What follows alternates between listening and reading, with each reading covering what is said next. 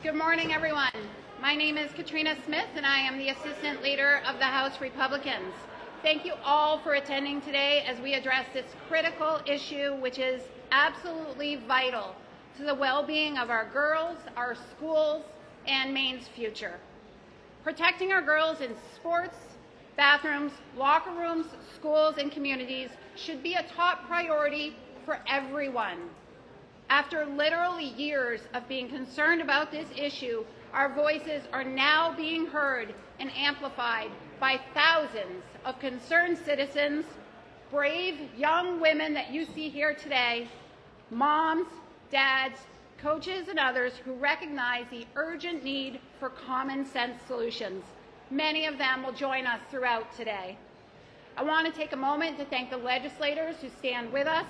They have been instrumental in advancing legislation that seeks to codify protections for our girls, ensuring we have safeguards in place that can never be changed or taken away. We are eager to hear testimony today that will underscore the deep concerns of Maine citizens on this issue. We hope that the committee and ultimately the legislature and the governor will recognize that the only path forward is to enact policies that prioritize the safety, privacy, and equitable opportunities for our girls. By ensuring these protections, we affirm the inherent dignity and immeasurable worth of every girl, fostering an environment where they can flourish, free from fear or discrimination, empowered to pursue their dreams with boundless hope, and equipped to shape a brighter future for themselves and for our entire community. We are here to stand with our girls today. I want to ask Representative Liz Caruso to come up. Good morning, everyone. I'm Representative Liz Caruso, and I am so glad to be here with all of these wonderful girls and all of the public who have come today.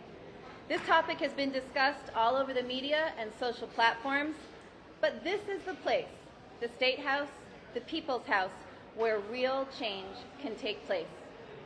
It starts with proposed legislation like mine, which will ensure the equity and safety of all Maine athletes. Then, a public hearing where citizens can make their voices heard. That's why these girls are here now. They are using their voices and exercising their civic duty to influence legislation that directly impacts their lives and those that follow. I guarantee that they would not be here in Augusta if this matter wasn't of the utmost importance to them. I love that they are all here standing tall, their bravery, their hope, and that they are experiencing firsthand what it means to be an American. Let's hear from one of them now.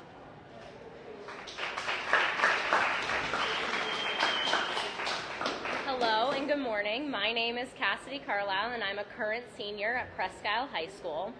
I'm here today in support of all these females standing around me and me, myself, and the generations to come. I've spent the past few months advocating for women's sports, and I'm not done yet. Until this is fixed and we have a fair and equal place to compete, we're not going to be done fighting, and this is the place here today to do that. So we need your support in helping us to fight this fight, and I just want to thank all the people that are here today for being here in support of us girls. Thank you.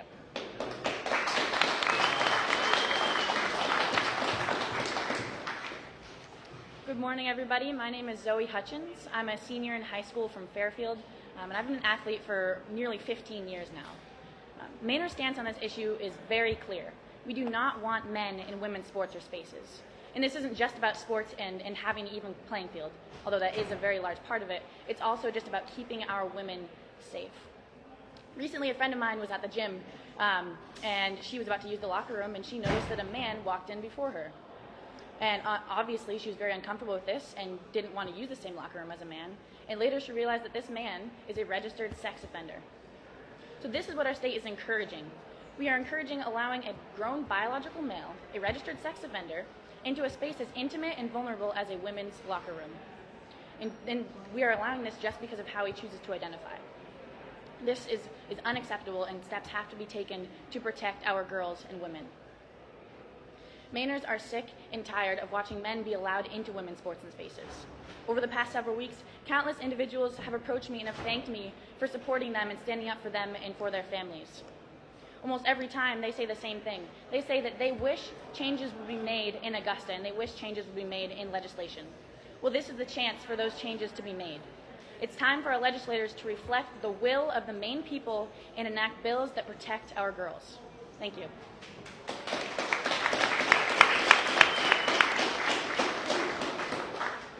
My name is Bianca Wright, and I am a senior from Benton, Maine. I'm a multi-sport athlete. I've played soccer, softball, basketball, and many other sports for many years. I'm very passionate about sports.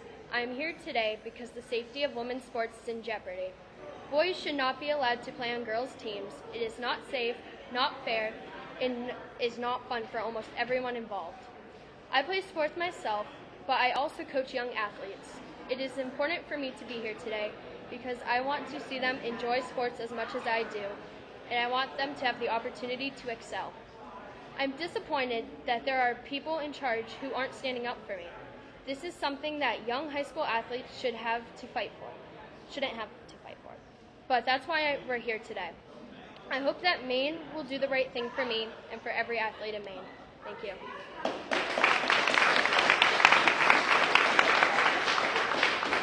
right, we've got a busy day ahead, but does anybody have any questions? Seamus?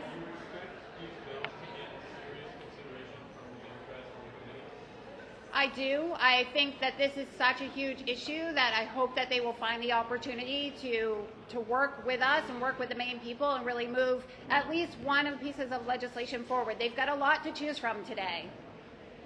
Yes. Attorney General Aaron Fry says that headlines, protests, transgender women. Are you worried that any of these bills could be in violation? I am not. They can be protected just like all can be protected. We're just asking for the girls not to be sacrificed, for just a few. They can, as Representative Caruso's bill highlights, we have opportunities for them to participate in sports, to have single-sex bathrooms, places that they can go as well. It's really not discriminating against them. It's just separating people so that they feel comfortable. Governor Mills has called this issue a debate a couple times. Has anyone had this debate with Governor Mills? Have we had this conversation yet? A what debate? I'm sorry. Well, we're surprised that this is in committee today. I didn't think that we'd even get to this debate process. But we've tried to talk to Governor Mills. I mean, it hasn't gone anywhere. I think that we are certainly open. We've asked to speak to her about this. We're still willing to talk to her about anything she wants to talk about. She's been pretty quiet on this issue. Yep. Another DOJ was that in a lawsuit against the state, you're simply asking for compliance. Has anybody been in contact with the Trump administration and hasn't heard that if any of those bills pass, that lawsuit extension will be dropped? We are definitely. Oh, go ahead. Representative Caruso. So my legislation, LD 868, if it is enacted, it will bring Maine into compliance with Title IX, with anti-discrimination laws, with President Trump's executive order, and with the NCAA policy. And so funding will be restored to our schools if 868 is passed. And that is heard that from the